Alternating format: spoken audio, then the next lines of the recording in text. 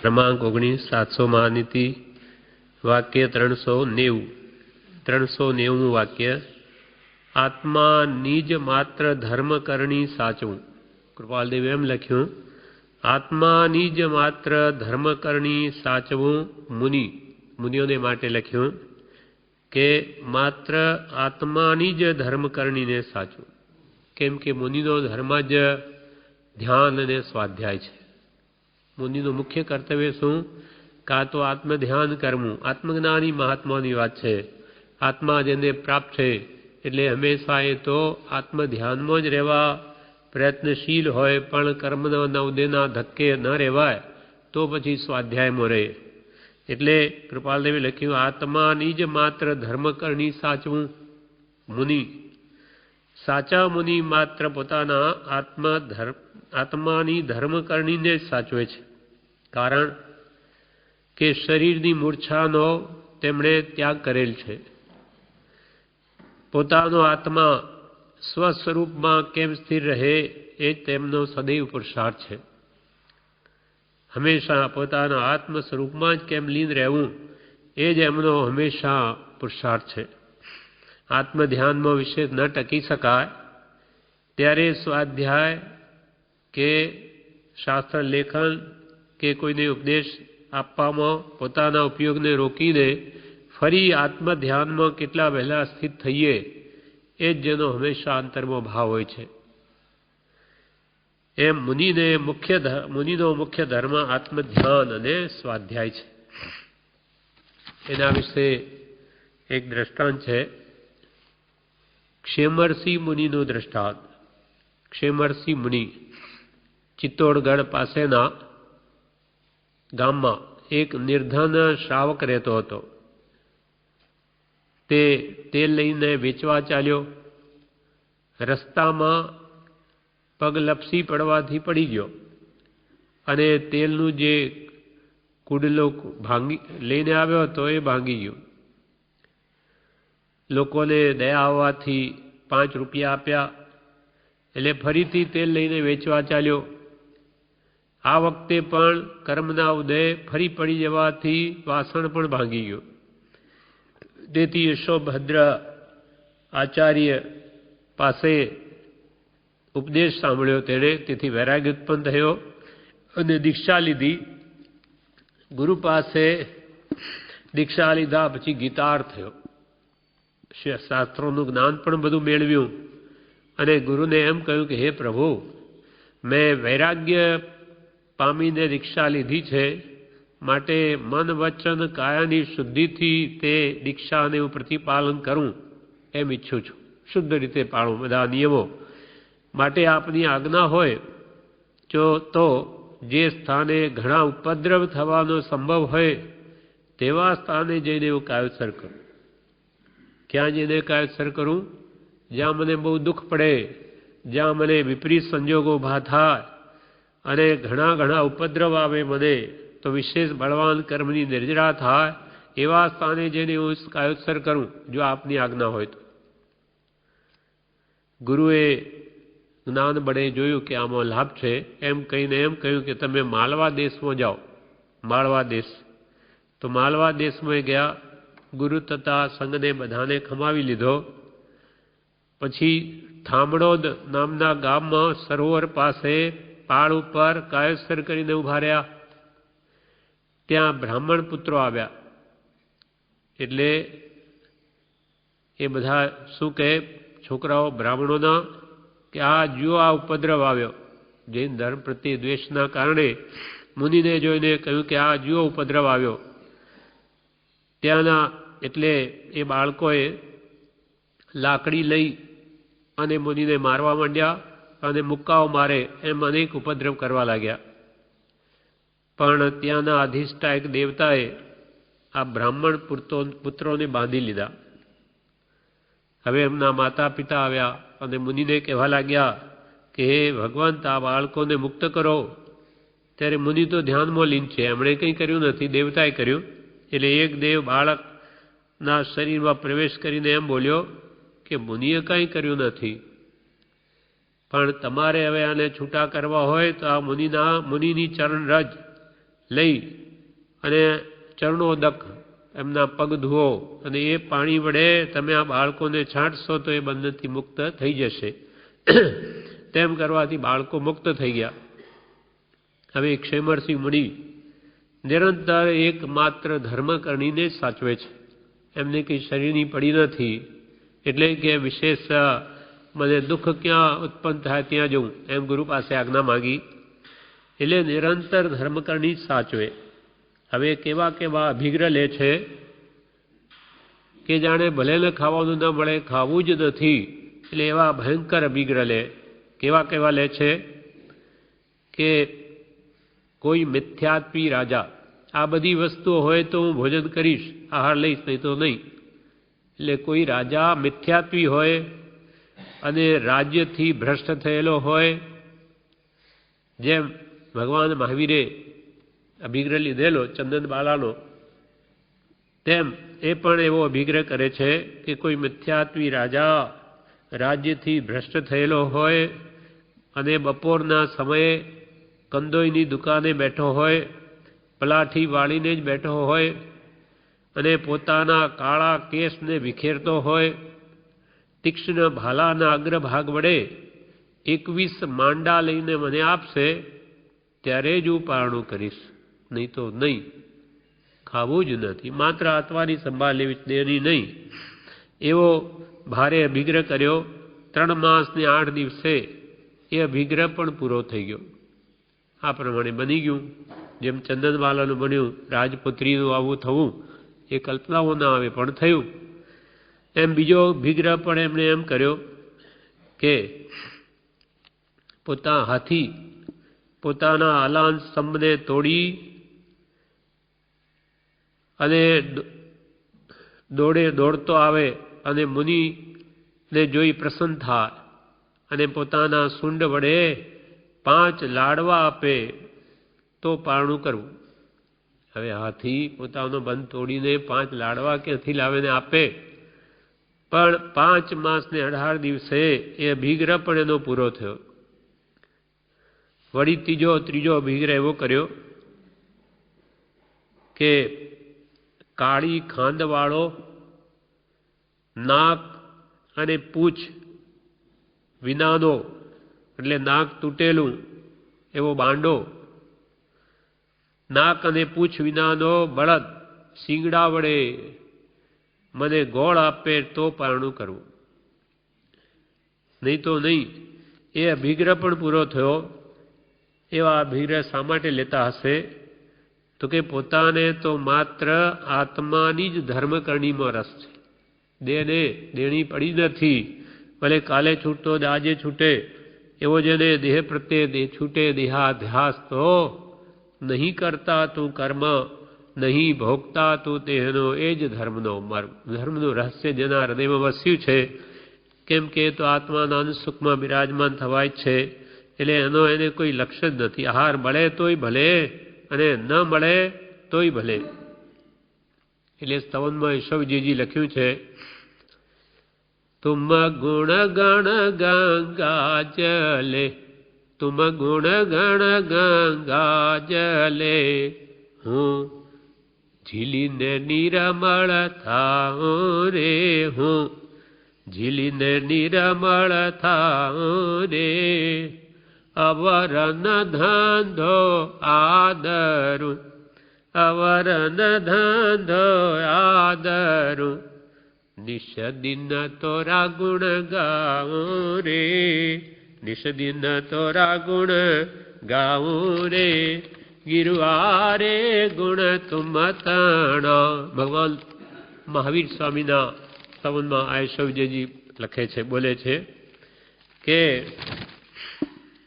તુમ ગુણ ગંગા, ગુણ ગણ, ગુણનો સમૂહ જેની પાસે ભગવાન પાસે છે, અનંત ગુણના ભંડાર છે. તુમ ગુણ ગણ ગંગા જલે, હું ઝીલીને નિર્મળ થાઉં. આપના ગુણોમાં હું ઝીલીને નિર્મળ થાઉં. અવર ન ધંધો આદરું, બીજો કોઈ કામ ન કરું. અવર ન ધંધો આદરું, પણ નિષદિન તોરા ગુણ ગાઉં. બસ આપના ગુણમાં જ મગ્ન રહું. એમ આવા મહાત્માઓને માત્ર આત્મધર્મ માં જ રસ છે. એટલે કૃપાલદેવ કે આત્માની જ માત્ર ધર્મ કરણી સાચમું મુનિ, કૌંસમાં હું કરીશ મુનિ.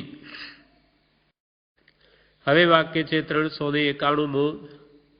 અયોગ્ય માર બંધન કરવું નહીં. અયોગ્ય રીતે કોઈને મારવું નહીં અને કોઈને બાંધવું પણ નહીં. અયોગ્ય માર બંધન કરવું નહીં એટલે અયોગ્ય રીતે કોઈને મારવું નહીં કે બાંધવું નહીં. શિષ્ય હોય કે પુત્ર હોય તેને સમજાવવા છતાં ન માને તો સુધારવા માટે કદાચ થપ્પડ વગેરે આપે અથવા તેના હાથ પગ પણ બાંધે, છતાં માતા પિતા કે શિક્ષકના અંતરમાં દયાભાવ છે. જો એને આમ શિક્ષા કરવામાં ન આવે તો બાળકનું ભવિષ્ય બગડે કે શિષ્યનું ભવિષ્ય બગડે એમ વિચારીને માતા પિતા કે ગુરુ આવી શિક્ષા કરે તો તે યોગ્ય છે. કેમ કે અંતરમાં દયાભાવ છે અને ભવિષ્ય માટે એમ કરે છે. પણ કોઈને એવી ટેવ પડી ગઈ હોય અને વગર કારણે માર મારે તે અયોગ્ય છે. ભૂલ થઈ ગઈ હોય ત્યારે શિક્ષા કરવામાં આવે તો તે ભૂલાય નહીં અને ફરી વાર તેવી ભૂલ કરે નહીં. એ આશયથી શિક્ષા કરવામાં આવે તો તે યોગ્ય શિક્ષા છે. પણ અયોગ્ય રીતે કોઈને દુઃખ આપવું નહીં. પણ અયોગ્ય રીતે કોઈને દુઃખ ના આપવું. કેમ કે દુઃખ દીધા દુઃખ હોત હે ને સુખ દીધા સુખ હોત. આપ હણેની અવર કૂતો અપને હણે ને કોઈ. આપણે કોઈને દુઃખ ના આપીએ તો આપણે પણ દુઃખ જોવાના દિવસ ના આવે. પુષ્પમાળાની ટીકામાંથી જે જીવ પ્રાણીને વધ બંધન કરવામાં તેમજ મારવામાં નિરંતર તત્પર હોય છે અને જીવોને અતિ દુઃખ આપનાર હોય છે તે મૃગાવતીના પુત્રની જેમ સઘળા દુઃખના સ્થાનરૂપ થાય છે. જે વ્યક્તિ હંમેશા પ્રાણીઓનો વધ કરવામાં, બંધન કરવામાં, એ મારવામાં જે નિરંતર તત્પર હોય તે જીવો બીજા જીવોને અત્યંત દુઃખ આપે તે મૃગાવતીના પુત્રની જેમ સઘળા દુઃખના સ્થાનરૂપ બને છે. બધા જ દુઃખ એને દુઃખ આપે બીજાને એટલે પોતાને પણ એવા આનંદ દુઃખો આવે. વધ એટલે શું? તો કે તાડનાદી કરવું, તેને એટલે કોઈને તાડન મારીને હાથથી વગેરે તે તો તાડન કહેવાય. એવી પીડા ઉપજાવી તાડનાદી કરીને તે કહેવાય વધ. અને બંધ એટલે દોરડા વગેરે થી સખ્ત બાંધવું તે છે બંધન. આના ઉપર રાષ્ટ્રકૂટનું દૃષ્ટાંત છે. શતદ્વાર નામના નગરમાં ધનપતિ નામનો રાજા હતો. તેનો એક સેવક રાષ્ટ્રકૂટ નામે હતો. તે 500 ગામનો અધિપતિ હતો. 500 ગામનો અધિપતિ હતો. પણ તે સાતે વ્યસન સેવામાં ઘણી જ આસક્તિવાળો હતો. સાતે વ્યસનમાં પૂરો હતો. એટલે તે ઘણા આકરા ટેક્સ કરો લોકો પર નાખીને પીડતો અને નાક કે નેત્ર, આંખ વગેરે પણ બીજાની છેદીને બહુ હેરાન કરતો. ઘણાને ખૂબ દુઃખ આપ્યું. એટલે તે જ ભાવમાં તેના શરીરમાં 16 રોગ ઉત્પન્ન થયા. 16 મોટા રોગ ઉત્પન્ન થયા. શ્વાસ પહેલો આ 16 રોગ કયા કયા તે બતાવે છે કે શ્વાસ, ખાંસી, જ્વર, દાહ, પેટમાં શૂળ, ભગંદર, હરસ, અજીર્ણ, નેત્રભ્રમ, મુખે સોજા, અન્ન પર દ્વેષ, નેત્રપીડા, ખુજળી, કર્ણવ્યાધિ, જળોદર અને કોઢ. આ 16 રોગ એને ઉત્પન્ન થયા તે જ ભાવમાં. એટલે અતિ ઉત્કૃષ્ટ પુણ્ય કે પાપ હોય તો તેનું ફળ શીઘ્ર તે જ ભાવમાં મળી જાય છે. ત્રિબીર વર્ષે, ત્રિબીર માસે, ત્રિબીર પક્ષે, ત્રિબીર દિને ઇતિ ઉત્કટ પુણ્ય પીતિયો ફલિયતી. અત્યંત ઉત્કૃષ્ટ પુણ્ય કે પાપ હોય તો તે 3 વર્ષમાં, 3 માસમાં, 3 પખવાડિયામાં કે 3 દિવસમાં પણ ફળ આપે છે. એટલે એને તો આવું ભયંકર પાપ કરવાથી એ જ ભાવમાં આટલા દુઃખ ઉત્પન્ન થયા અને ત્યાર પછી એ દુઃખ ભોગવી એ પહેલી નરકમાં ગયો. હવે ત્યાંથી આવીને મૃગાવતીના પુત્ર રૂપે અવતર્યો, લોડિયો પુત્ર થયો. એટલે જેને મુખ નથી, મોઢું નથી, આવો એક ગોળ મટોલ માણસનો લોચો જ છે, છિદ્ર છે, લોડિયો પુત્ર થયો એનો, મૃગાવતીનો. એને મુખ નહીં હોવાથી માતા તેના શરીર ઉપર રાબ બનાવીને રેડે, એટલે એ શરીરના છિદ્ર દ્વારા એ રાબ અંદર પેસી જાય અને પરુ અને રુધિરપણાને પામી પાછી બહાર નીકળે. આમ ઘણા ભવોમાં રખડીને પછી એક શેઠને ત્યાં પુત્રપણે ઉત્પન્ન થશે. ત્યાં સાધુના સંગથી ધર્મ પાડી મરણ પામીને દેવતા થશે. ત્યાંથી ચવી અનુક્રમે તે સિદ્ધિપદને પામશે. માટે મહાપુરુષે કહ્યું, કોઈને અયોગ્ય માર કે બંધન કરવું નહીં, અયોગ્ય રીતે કોઈને મારવું નહીં કે કોઈને બાંધવું નહીં. એટલે કૃપાલદેવે કહ્યું અયોગ્ય માર બંધન કરવું નહીં. કૃપાલદેવે પણ અનુબંધ દયામાં એમ કહ્યું કે ગુરુ કે શિક્ષક શિષ્યને કડવા વચનથી ઉપદેશ આપે, એ દેખાવે તો અયોગ્ય લાગે કે આ શું આમ બોલે. ગુરુ થઈને શિષ્યને કે શિક્ષક થઈને શિષ્યને કડવા વચનથી ઉપદેશ આપે, દેખાવમાં તો એવું લાગે, અયોગ્ય લાગે, પરંતુ પરિણામે કરુણાનું કારણ છે. એનું નામ અનુબંધ દયા. એનો આશય જોવાનો છે. આશય જો એને સુધારવાનો છે તો બરાબર છે, પણ આશય દુઃખી કરવાનો આશય છે તો એ પોતાને પણ એ દુઃખ જ આવશે. આ પ્રમાણે વાક્ય 391 પૂરું થયું. હવે વાક્ય 392. આત્મ સ્વતંત્રતા ખોવું નહીં. આત્મ સ્વતંત્રતા ખોવું નહીં. મુનિ, ગ્રસ્ત કે બ્રહ્મચારી, કેમ કે જેટલી પરતંત્રતા છે એટલું જ દુઃખ છે. સ્વાધીનતામાં સુખ છે, પરતંત્ર હંમેશા દુઃખરૂપ. એ પરાધીન સપનેવું સુખ નાઈ. રામાયણમાં કહ્યું પરાધીન વ્યક્તિને સ્વપ્નમાં પણ સુખ નથી. કેમ કે નોકર હોય તો એ શેઠને રાજી રાખવા પડે, એનાથી આજ્ઞા વિરુદ્ધ કંઈ થાય નહીં. એટલે જ્યાં જ્યાં પરાધીનતા ત્યાં ત્યાં દુઃખ છે. એટલે 8-10માં આપણે રોજ બોલીએ છીએ, સગલો પરવસ તે દુઃખ લક્ષણ, નિજ વસ તે સુખ લહીએ. હે દ્રસ્તે આત્મ ગુણ પ્રગટે, કહો સુખ તે ગુણ કહીએ. રે ભવિકા વીર વચન ચિત્ત ધરીએ.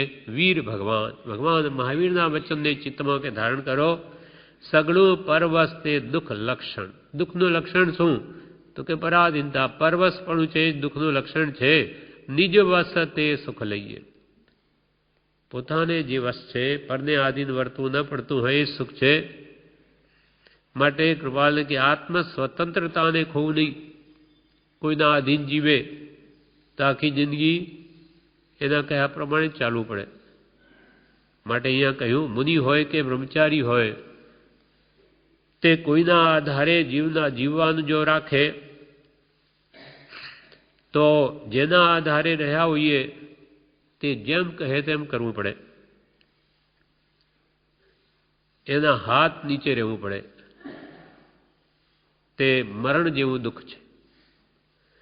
જેમ શ્રી આનંદગંજી મહારાજ હતા, તે રોજે વ્યાખ્યાન આપતા, પણ ત્યાં એક દિવસે શેઠ મોડા આવ્યા. મોડા આવ્યા એટલે શેઠે પછી વ્યાખ્યાન ઉઠ્યા પછી શું કહે, શેઠ આનંદગંજીને કહે કે અમે આવ્યા નહીં ને તમે કેમ વ્યાખ્યાન શરૂ કરી દીધું? તો કે સમય થઈ ગયો છે, સમય હો ચુકા થા, એટલે કે કર્યું. તો કે અમારે यहाँ તો એવો રિવાજ છે કે અમારા આવ્યા પછી જ શરૂ થાય. ત્યારે કૃપાલ કે અરે આનંદગંજી કહે કે वो तो समय सर ही शुरू होगा. એટલે પછી શેઠ નો પહેલે મગજ ખસી ગયું અને કહેવા લાગ્યા કે મહારાજ અમે છીએ તો તમે છો. અમે આ પહેરવાના કપડાં, ખાવા પીવા વગેરેનું સાધન ન આપીએ તો તમારું જીવન કેમ ચાલે? એટલે જાણે તમે અમે છીએ તો તમે જીવી શકો છો, નહીં તો શું જીવો? કપડાં અમે આપીએ તમને, ખાવાનું અમે આપીએ. તેથી અમારા આવ્યા પહેલાં વ્યાખ્યાન ચાલુ કરી શકાય નહીં. આનંદ ગતિથી સહન થા. નિષ્પ્રભ પુરુષો છે એ કંઈ તમારા રોટલા અને કપડા ઉપર રહેલા છે? તરત જ આનંદગજી મહારાજે ઊભા થઈ અને લે તમારે કપડે નાખી દીધા, નગ્ન થઈને ચાલવા માંડ્યું. ભોજન તો પૂરા હો ચુકાય, એ તો કંઈ છે નહીં કે આપી શકાય. એમ કરીને ત્યાંથી લોકસંગ ત્યાગીને નીકળી પડ્યા જંગલમાં. કોઈએ જબો પહેરાવ્યો તે જે નાખ્યું એ મહાત્માઓને કે એની પડી હોતી નથી. એમ પરાધીન પડે ધર્મ આરાધન થઈ શકે નહીં. માટે આત્મ સ્વતંત્રતા હોવું નહીં. એના ઉપર બ્રહ્મચારીજી બોધામૃત ભાગ 3માં એક પત્ર લખે છે સાધ્વીજીને. કચ્છમાં હતા એ અવિચલ શ્રી કરીને કચ્છમાં પંચતીર્થીમાં કૃપાલને ગયેલા, પૂજ્ય શ્રી બ્રહ્મચારીજી ગયેલા. તે વખતે આ સાધ્વીજી ત્યાં મળેલા. એટલે એમનો ઉપદેશ સાંભળી બ્રહ્મચારીજીને ખૂબ પ્રભાવિત થયેલા. એટલે એમની પાસે મંત્ર પણ લીધેલો, આરાધના કરતા, એમના પત્રો પણ આવતા એમના ઉપર. એટલે એના પત્રના જવાબમાં બ્રહ્મચારીજી લખે છે અવિચલ શ્રી મહારાજને કે પ્રારબ્ધ 2 ડગલા આગળનું આગળ હોય છે. નાની ખાખર રહો કે મોટી ખાખર, ક્યાંય મહાત્મ્ય રાખ્યા વિના આત્મા એકલો જ છે. એકલો આવ્યો છે ને એકલો જવાનો છે. એ એકત્વ ભાવના દ્રઢ કરી એકલ વિહારીપણે વર્તું તો પણ નહીં ગભરાતા. પરમ કૃપાળુ દેવ નિરંતર સમીપ જ છે એમ જાણી સમાધિ ભાવમાં વિક્ષેપ આણવો ઘટતો નથી. પ્રારબ્ધ ગમે ત્યાં રાખે ત્યાં રહેવું. નાની ખાખર રોગ મોટી ખાખર શું પડે, ફરક પડે. મહાત્માઓને ક્યાં ક્ષેત્ર પ્રતિબંધ હોય. એટલે ક્યાંય પણ મહાત્મ્ય રાખ્યા વિના આત્મા એકલો જ આવ્યો, એકલો જવાનો, એકલો જ છે એ તો અનાદિથી. એટલે એકત્વ ભાવના દ્રઢ કરીને એકલ વિહારી પડે પણ તમને ક્યાંય વર્તવું પડે તો નહીં ગભરાતા. પરમ કૃપાળુ દેવ નિરંતર સમીપ જ છે એમ જાણી સમાધિ ભાવમાં વિક્ષેપ આણવો ઘટતો નથી. 691 પર આ વાત છે બોધામૃત ભાગ 3માં. એટલે કે તમે મનને કોઈ જાતનો વિક્ષેપ આણશો નહીં. આપણી સાથે પરમ કૃપાળુ દેવ નિરંતર સમીપ જ છે એમ માનજો. અને મૂળ પ્રમાદ સ્વભાવ તમારો, મૂળ કે તમારો પ્રમાદી સ્વભાવ, અને તેને તે પૈસાદાર કુટુંબ દ્વારા પોષણ મળે તે આત્માને અહિતનું કારણ જાણી પરમ કૃપાળુ દેવે દેહ છૂટતા પહેલાં તેવી સગવડથી દૂર કર્યા. તે તેની પરમ કૃપા માની ફરી પૈસાદાર કુટુંબનો સહવાસ સ્વપ્ને પણ ન હો એવી ભાવના શ્રી ઋભુ રાજાએ ભગવાન પાસે કરેલી માંગણી પ્રમાણે કર્તવ્ય છે. જી તે કહી રહેતા હશે કોઈ શેઠ આ બધું એમનું સંભાળતા હશે, પૈસા આપતા હશે. હવે કોઈ કારણે શેઠનું મન ઉઠી ગયું એટલે કે એમને તમને છૂટા કરે તો બહુ સારું થયું. આ તો એમ માનવું કે તમારો મૂળ પ્રમાદી સ્વભાવ અને તેને તે પૈસાદાર કુટુંબ દ્વારા પાછું પોષણ મળતું તમને, તે આત્માને અહિતકારી છે. આત્માને હિતકારી નથી. તમે એને પરાધીન હતા એ શેઠને. એમ જાણી પરમ કૃપાળુ દેવે તમારો આ દેહ છૂટતા પહેલાં તમને સગવડથી દૂર કર્યા. તો આ કૃપાળુની કૃપા માનો. તે તેની પરમ કૃપા માની ફરી પૈસાદાર કુટુંબોનો સહવાસ સ્વપ્ને પણ ન હો. કોઈ પણ પૈસાદાર કુટુંબોનો સહવાસ રાખવાથી આપણને પરાધીન બનાવે. કેમ કે પૈસો એવી વસ્તુ છે, પૈસો આવે એટલે જાણે કે હું બધી સમજદારી મને આવી ગયો, તો સમજદાર થઈ ગયો એટલે બધી રીતે બીજા પર હુકમ ચલાવતા થઈ જાય. માટે ફરી પૈસાદાર કુટુંબોનો સહવાસ સ્વપ્ને પણ ન હો એવી ભાવના શ્રી ઋભુ રાજાએ ભગવાન પાસે કરેલી માંગણી પ્રમાણે કર્તવ્ય છે. જી ઋભુ રાજાનું દ્રષ્ટાંત કૃપાલદેવ પણ આપ્યું છે વચનામૃતમાં. ઋભુ રાજા એકવાર શું કહે ભગવાનને કે ભગવાન આપે મને આ રાજ્ય આપ્યું તે ઘણું જ અયોગ્ય કર્યું છે. મને રાજ્ય આપવું જ નહોતું જોઈતું. આ તો મને કેટલું વિક્ષેપનું કારણ છે. એટલે મને સ્વપ્ને પણ આ રાજ્ય રિદ્ધિ ન હો એવી ઋભુ રાજાએ ભાવના કરેલી. તેમ તમને પણ આમનો સંસર્ગ છૂટી ગયો તો વધારે સારું માનવું. એટલે ફરી પૈસાદાર કુટુંબોનો સહવાસ, ફરી કોઈનો આશ્રય લેશોમાં એમને કહ્યું.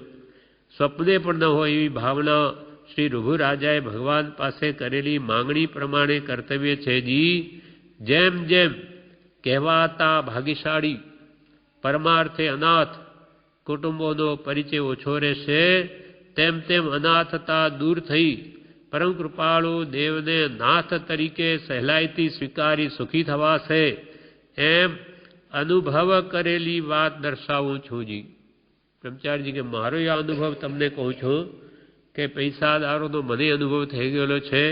એ ક્યારે આપણને છોડી દે અથવા ક્યારે તુચ્છકારે, એટલે મારો પણ આ અનુભવ કહું છું. માટે જેમ જેમ કહેવાતા ભાગ્યશાળી જગતવાસી જીવો તેને ભાગ્યશાળી કહે કે ઓહ કેટલા પૈસા છે, પણ કૌંસમાં લખ્યું છે પરમાર્થે અનાથ. પરમાર્થમાં મીંડું ખાલી મોટા થઈને દુનિયા મરે, પૌદ્ગલિક મોટા ઈચ્છે તેટલા હલકા સંભવે, એમ પરમાર્થમાં તો અનાથ જેવા છે. એમની પાસે કાંઈ નથી પરમાર્થનું, ખાલી પૈસાથી કૂદે છે. એટલે જેમ જેમ કહેવાતા ભાગ્યશાળી પણ પરમાર્થે અનાથ એવા કુટુંબોનો પરિચય ઓછો રહેશે, તેમ તેમ અનાથતા દૂર થઈ પરમ કૃપાળુ દેવને નાથ તરીકે સહેલાઈથી સ્વીકારી સુખી થવાશે એમ અનુભવ કરેલી વાત દર્શાવું છું. એમ મને કે અનુભવ થઈ ગયો છે આ શેઠ લોકોનો, માટે એ વાત મારી પણ અનુભવ કરેલી તમને દર્શાવું છું. એટલે કોઈ પણ શેઠને મને આ કરે કે કંઈ આશ્રય લેતા નહીં. તમારે તો નાથ એમને કરવા જેવા નથી. એ તો પરમાર્થે અનાથ છે, પણ કૃપાલદેવને નાથ તરીકે માનો અને એના ભરોસે એની ભક્તિમાં લીન રહો. ભવિષ્યની એક પળનો પણ વિચાર કર્યા વિના વર્તમાનમાં જેમ નિર્મળ પરિણામ રહે તેમ એકલા વિચરી શકો તો વિશેષ શાંતિ અને આત્મબળ પ્રતીતિમાં આવશે. કેમ કે કૃપાલના આશ્રય થયા પછી બીજા સંપ્રદાયના લોકોને ખબર પડે તો વધારે પીડશે તકલીફ, જેમ પ્રભુશ્રીને કર્યું તેમ. એટલે તમે વર્તમાનમાં નિર્મળ ભાવ રાખી એકલા પણ વિચરી શકો તો વિશેષ શાંતિ અને આત્મબળ પ્રતીતિમાં આવશે. પણ પછી જેવા સંજોગ ઉપસ્થિત થાય તેમ વર્તમાનમાં હરકત નથી. બીજા કોઈને માટે જીવવું નથી. બીજા કોઈને માટે જીવવું નથી.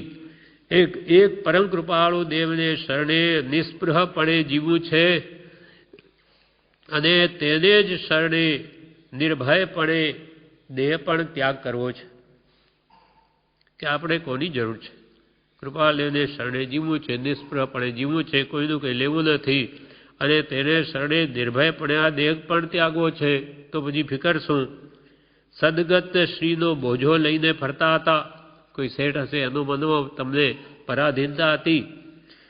નામ નથી આપ્યું, ડોટ્સ મૂક્યા છે. સદગત શ્રીનો બોજો લઈને ફરતા હતા,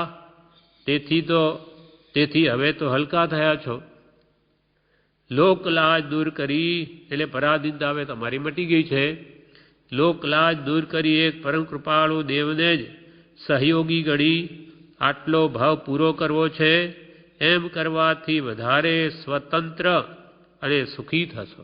એ કૃપાળુને જ આપણું શરણનું લઈ એને જ આપણું સર્વસ્વનાથ વગેરે માની કોઈની પણ પરાધીનતા ન રાખી સ્વતંત્રપણે જીવો તો સુખી થશો. જેને ગરજ હશે તે તમારો સહવાસ શોધશે. જેને 7 વાર ગરજ હશે તો આવશે તમારી પાસે. તમે શું કામ કોઈને પૂછો?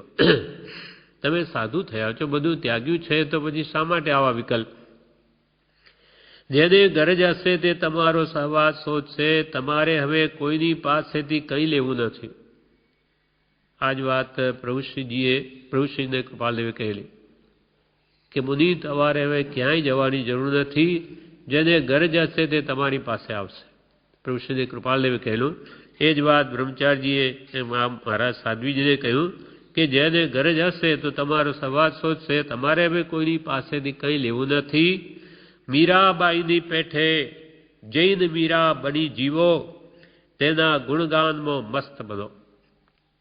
મીરાબાઈ આખું રાજ્ય છોડી, લોક લાજને છોડી અને કેવા પોતે સ્વતંત્રપણે ભગવાનની ભક્તિમાં લીન રહેતા હતા, તેમ તમે પણ મીરાબાઈની પેઠે જૈન મીરા બની જીવો, તેના ગુણગાનમાં મસ્ત બનો. પરમ કૃપાળદેવની ભક્તિમાં લીન રહો અને કોઈની પણ આશા કે પરાધીનતા કરોમાં. એટલે કૃપાળદેવે કહ્યું, આત્મ સ્વતંત્રતા ખોવું નહીં. કોઈનો પરાધીન પણ સ્વીકારી અને આત્મ સ્વતંત્રતાને ખોવું નહીં. હવે વાક્ય છે 393. બંધનમાં પડ્યા પહેલા વિચાર કરો. કૌંસમાં છે સાધક. બંધનમાં પડ્યા પહેલા વિચાર કરવું. સંસારિક બંધન. જે સાધક છે તે ત્રિવિધ તાપરૂપ બંધનમાં પડ્યા પહેલા વિચાર કરે છે. સંસાર માંડવો હોય તો એના પહેલા કે પૂરેપૂરો વિચાર કરી લેવો. તે જે સાધક છે તેને ત્રિવિધ તાપરૂપ બંધનમાં પડતા પહેલા પૂરો વિચાર કરવો કે સંસારમાં પડવાથી મારા આત્માને શું શું નુકસાન છે અને શું શું ફાયદા છે, તે બરાબર વિચાર કર્યા પછી લાગે કે હું સંપૂર્ણ ત્યાગ કરીશ તો પણ મને વાંધો આવે એવો નથી, કેમ કે મારા ભાવ સારા રહે છે, એમ પૂરેપૂરી પોતાના મનની ચકાસણી કરી બ્રહ્મચારી વગેરે રહેવા માટેની છૂટક પ્રથમ પ્રતિજ્ઞા અંગીકાર કરે, અથવા સંપૂર્ણ ત્યાગની મારી શક્તિ નથી તો ધર્મ કાર્યમાં અંતરાયરૂપ ન થાય એવું યોગ્ય પાત્ર શોધી ગ્રસ્તાશ્રમ અંગીકાર કરી મર્યાદાપૂર્વક જીવન જીવી સવાર સાંજ ભક્તિ ભજન સ્વાધ્યાયમાં કાળગાળી જીવનને પવિત્ર રાખે, એમ ગ્રસ્તાશ્રમરૂપ બંધનમાં પડ્યા પહેલા પૂર્ણ વિચાર કરો. સંસાર માંડું, ત્રિવિધ તાપાગ્નિને મોલ લઉં, માથે લઉં તો વર્તમાન મારી કેવી સ્થિતિ છે, મારા ભાવોની, કે હું સંપૂર્ણ ત્યાગ કરી શકું એમ છું. પોતાના ભાવ સારા રહેતા હોય તપાસવા જોઈએ અને અમુક સમયનું વ્રત લઈને અભ્યાસ કરવો જોઈએ. પણ પછી લાગે કે મારામાં તો ત્યાગની શક્તિ નથી, એટલે ભગવાને બે ધર્મ બોધ્યો, મુનિ ધર્મ અને ગ્રસ્ત ધર્મ. પોતાની શક્તિ હોય તો સર્વસંગ પરિત્યાગ કરે, ન શક્તિ હોય તો પછી ગ્રસ્ત ધર્મ સ્વીકારે અને મર્યાદામાં રહે. એટલે સંપૂર્ણ ત્યાગની શક્તિ ન હોય તો ધર્મ કાર્યમાં અંતરાયરૂપ ન થાય એવું કોઈ યોગ્ય પાત્ર શોધી અને ગ્રસ્તાશ્રમ સ્વીકારવું, અને ગ્રસ્તાશ્રમમાં પણ મર્યાદાપૂર્વક જીવવું, સવાર સાંજ ત્યાં પણ ભક્તિ ભજન કરવું, સ્વાધ્યાયમાં કાળ ગાળવું અને જીવનને સદા પવિત્ર રાખવું. એમ ગ્રસ્તાશ્રમ રૂપ બંધનમાં પડ્યા પહેલા પૂર્ણ વિચાર કરીને કામ કરવું. એટલે કૃપાલદેવે 393 વાક્યમાં કહ્યું, બંધનમાં પડ્યા પહેલા વિચાર કરવું. પૂરેપૂરો વિચાર કરીને પછી કયો આશ્રમ અંગીકાર કરવો એ પોતે નક્કી કરે. કેમ કે પોતાના ભાવો બીજા કોણ જાણે, પોતે જ જાણે. હવે વાક્ય 394. પૂર્વિત ભોગ સંભાળવું નહીં.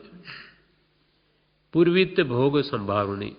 મુનિ ગ્રસ્ત, મુનિ હોય કે ગ્રસ્ત હોય, પણ પૂર્વે સંસાર અવસ્થામાં ભોગ ભોગવ્યા હોય તેની મુનિપણું લીધા પછી સ્મૃતિ કરવું નહીં તો વ્રત ભાંગવાનો અવસર આવે, અથવા ગ્રસ્ત અવસ્થામાં પણ ઉંમર થઈ ગઈ હોય અને બ્રહ્મચર્ય વ્રત અંગીકાર કર્યું હોય તો પણ પૂર્વિત ભોગ સંભાળે નહીં, કે જેથી પાછું મન ઢીલું થઈ અને વ્રતમાં આંચ આવે.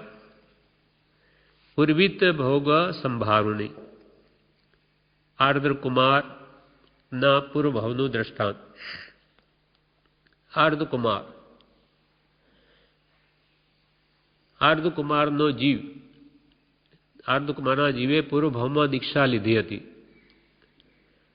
અને તેની પત્નીએ પણ દીક્ષા લીધેલી આર્ધકુમારના પૂર્વ ભાવમાં.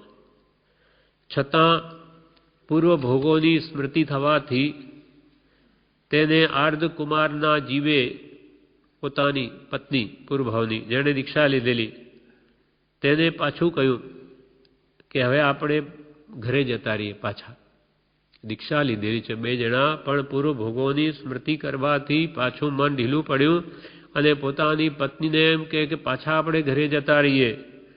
તે સાંભળીને સાધ્વી થયેલી પોતાની પત્નીએ અનશન ગ્રહણ કરીને દેહ ત્યાગ કરી દીધો કે આ શું પાછું એવું મન, હું જીવું ત્યાં સુધી એમની વૃત્તિ વળી એવી થશે.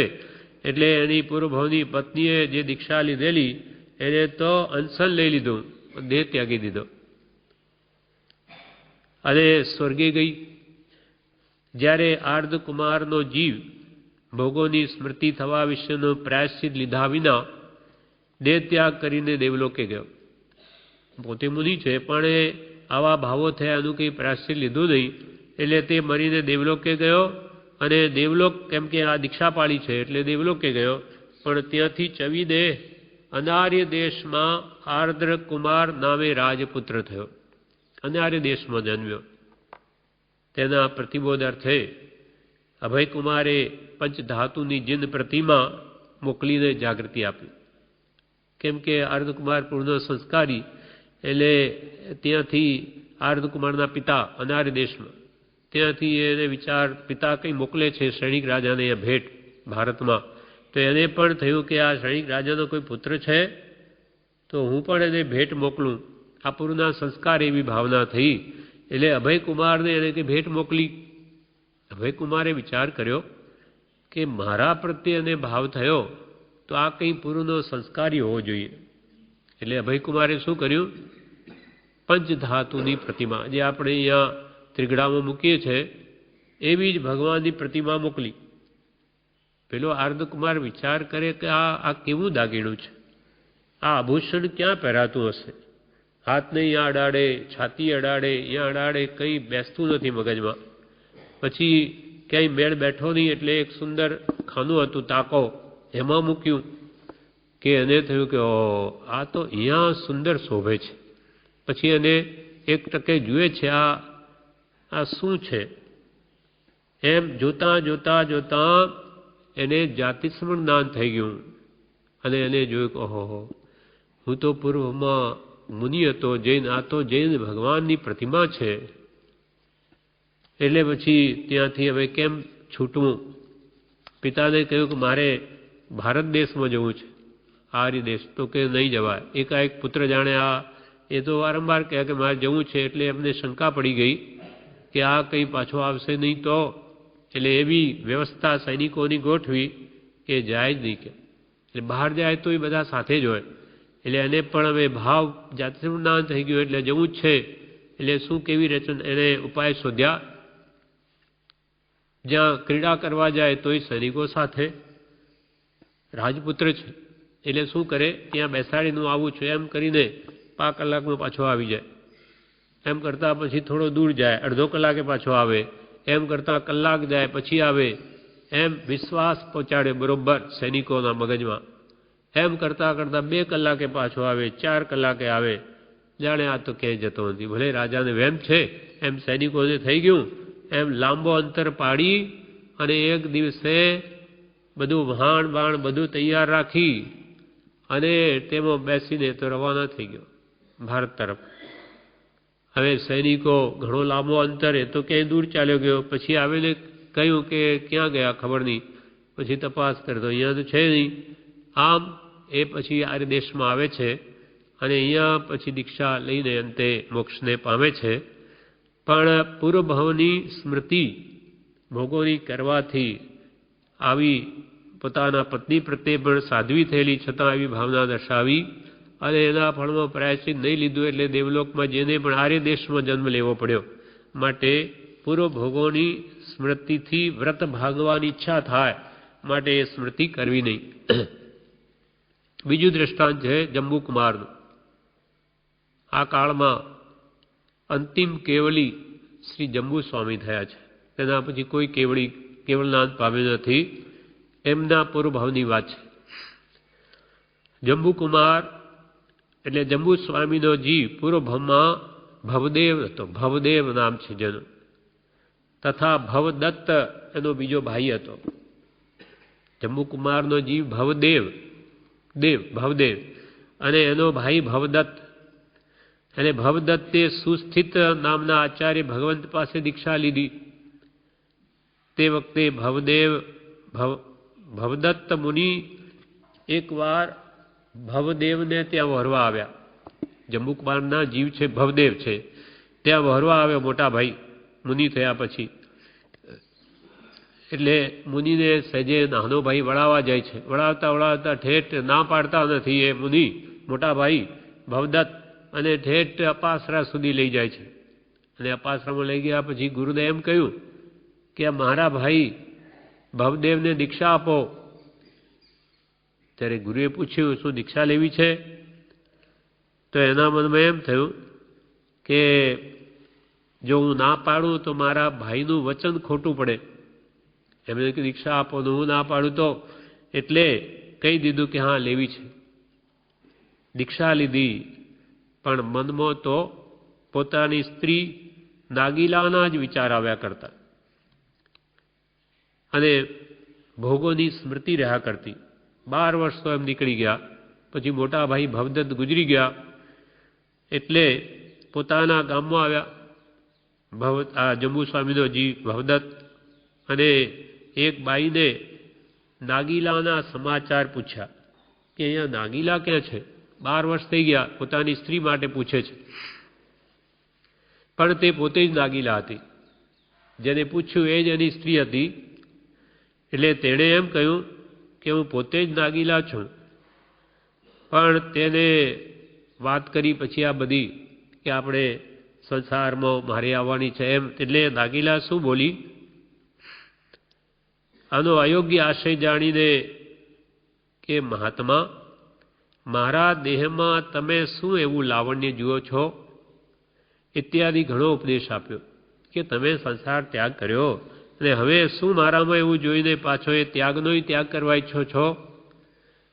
તો છતાં પણ મુનિની આસક્તિ મટી નહીં.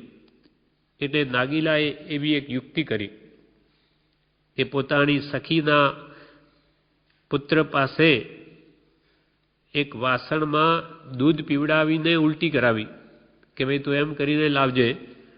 એની જે મિત્ર હતી સખી, એને એમ કહ્યું કે તારા પુત્રને દૂધ પીવડાવી અને પછી ઉલટી કરાવીને એક વાસણમાં લાવજે.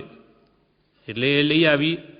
પછી તે પુત્ર ત્યાં એમ બોલ્યો આ ભવદેવ મુનિ પાસે, જંબુ સ્વામીનાજી પાસે એમ બોલ્યો કે હે માતા, હું હમણાં બીજે જમવા જઉં છું, પણ જ્યારે ભૂખ લાગશે ને ત્યારે હું પાછું આ વમન કરેલી આ ખીર ખાઈ જઈશ. અમે ઉલટી કરીને આ બધું કાઢ્યું, હમણાં તો હું બીજે જમવા જાઉં છું, પણ હું પાછો જ્યારે આવું અને જ્યારે મને ભૂખ લાગશે ત્યારે આ ઉલટી કરેલું હું ખાઈ જઈશ પાછું. જેણે ઉલટી કરી ખાઈ જઈશ. એટલે એની શિક્ષા આપવી છે જંબુકુમારના જીવને. એટલે આ પ્રમાણે કહ્યું. ત્યારે હું આ વમન કરેલું પાછી આ ખીર ખાઈ જઈશ. બાળક એમ બોલ્યો. તે સાંભળીને ભવદેવ મુનિ બોલ્યા કે અરે બાળક, વમન કરેલું તો શ્વાન ખાય, આ તો ઉલટી કરેલું છે, તારે એ ન ખવાય, એ તો કૂતરા ખાય, કે તારે થોડું ખવાય તારાથી ઉલટી કરેલું. ત્યારે તે નાગીલા બોલી કે હે મહાત્મા, તમે આવું જાણો છો, છતાં વમન કરેલી એવી મને પાછી કેમ ચાહો છો?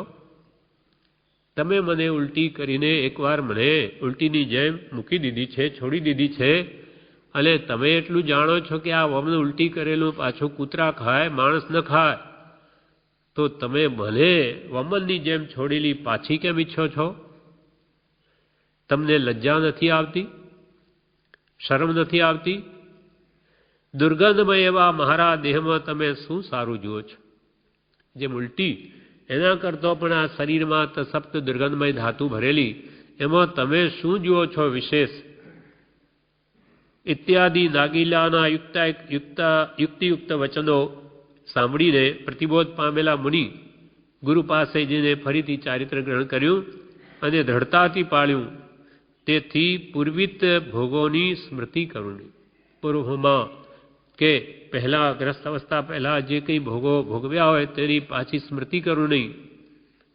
પછી તો આવા ઉત્તમ ભાવોથી તે ચારિત્ર પાડીને આ દેવલોકમાં જાય છે. ત્યાંથી પછી મહાવીર ક્ષેત્રમાં એક રાજાને ઘેર જન્મે છે. આ જંબુકુમારનો જીવ અંતિમ કેવલી છે જે થયેલા આપણા ભારતમાં, તે પછી ત્યાંથી ચવી અને રાજાને ત્યાં જન્મે છે. ત્યાં પણ દીક્ષા લેવાનો પછી ભાવ ઉત્પન્ન થાય છે. એટલે બ્રહ્મચર્યનો ભાવ એટલો બધો દ્રઢ કરે છે. ત્યારે પિતા કહે છે અમે તારા વગર નહીં જીવી શકીએ, તું ઘરમાં જ રહે, જે કરવું હોય તે. તો કેટલા 1000 વર્ષ સુધી એ ઘરમાં રહીને આંબિલ તપ કરીને બ્રહ્મચારી તરીકે રહે છે. એટલે એવી દ્રઢ ભાવના બ્રહ્મચર્યની કરેલી. એટલે આ ભવમાં પછી જંબુકુમારના ભવમાં 8 શેઠની પુત્રી અમને પરણાવવામાં આવે છે. છતાં પણ એ પહેલી જ રાત્રે એમને સમજાવી અને એક સાથે બધા દીક્ષા લે છે. સાથે જ 8 કુંવરીઓ, 16 એના માતા પિતા અને જંબુકુમારના પણ માતા પિતા, 500 ચોર એ બધું લેવા આવ્યા છે, લૂંટવા આવ્યા. 99 કરોડનું ધન આવેલું છે તે દિવસે ઘરમાં. લગ્ન થયા બધા સાથે.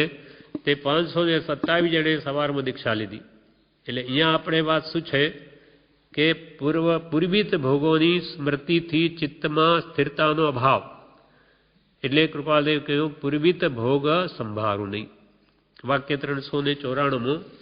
પૂર્વે કરેલા ભોગોની કદી સ્મૃતિ કરું નહીં અથવા વિસ્મૃતિ કરું અને કઈ એવો ભાવ ઉત્પન્ન થાય તો એને તુચ્છ જાણી એનું સ્વરૂપ વિચારી અને એનો ત્યાગ કરો. પણ ફરી ગ્રહણ કરવાની ઉલટીની જેમ કદી ભાવના કરું નહીં. વિષ્ઠા એકવાર ત્યાગી દીધી હોય તો ફરી અને કોણ છે તેવો ભાવ ત્યાગેલી વસ્તુ પ્રત્યે હોવો જોઈએ. આ પ્રમાણે મહાનીતિનું વાક્ય 395 પૂરું થયું. 394 પૂરું થયું. 395 વાક્ય આવતીકાલે લઈશ.